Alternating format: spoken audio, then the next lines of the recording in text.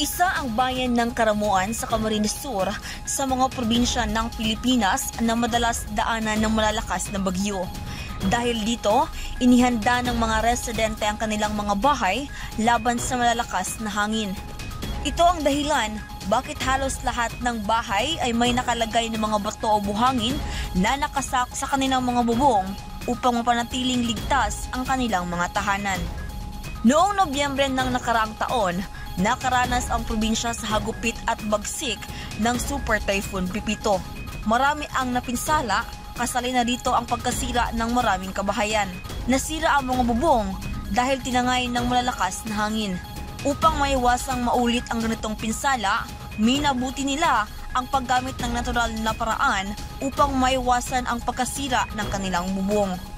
Ang pinakakaraniwang estratehiya ay ang paglalagay ng mga sako na may lamang bato o buhangin sa itaas ng bubong. Ayon sa mga residente, ang bigat ng mga sako ay nagsisilbing panangga laban sa malalakas na hangin. Bukod dito, may ilang bahay na gumagamit ng kawayan na tinatali sa bawat dulo ng bubong. Sa ganitong paraan, halos naiipit na ng kawayan ang bubong. Pangkaraniwan at nasa paligid lang ng komunidad ang materyales.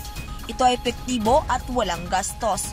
Ayon sa residenteng si Limuel, yung bagyo pong Pipito, ano po itong pabigat po sa bubong para hindi po madala ng nakita ng Caramuan Municipal Police Station ang tibay at kayusan ng pagkayari sa mga bubong at malaking tulong di umano ang tradisyonal na pagsangga laban sa malakas na hangin. Is yung parang pag may dumating bagang bagyo kaya malakas ng hangin para hindi angatin yung bubong. Parating pag bagyo dito nadaan kasi ang pinakamalakas.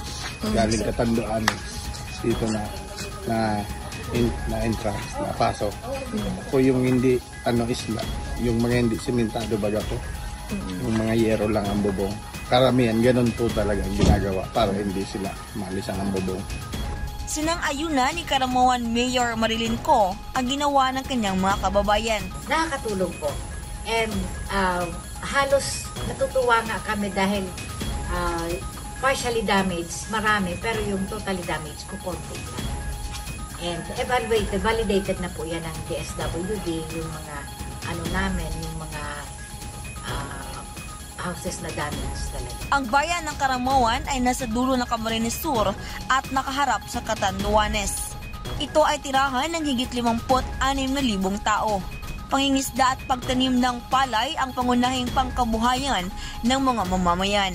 Ang bagyo ay naging bahagi na ng kanilang buhay, ngunit patuloy ang paglaban nila sa hamon ng panahon at masayang itinaguyod ang kanilang mga pamilya. Nakabadya man ang trahedya, ngunit buong tapang nilang hinaharap at patuloy ang kanilang pagkakaisa.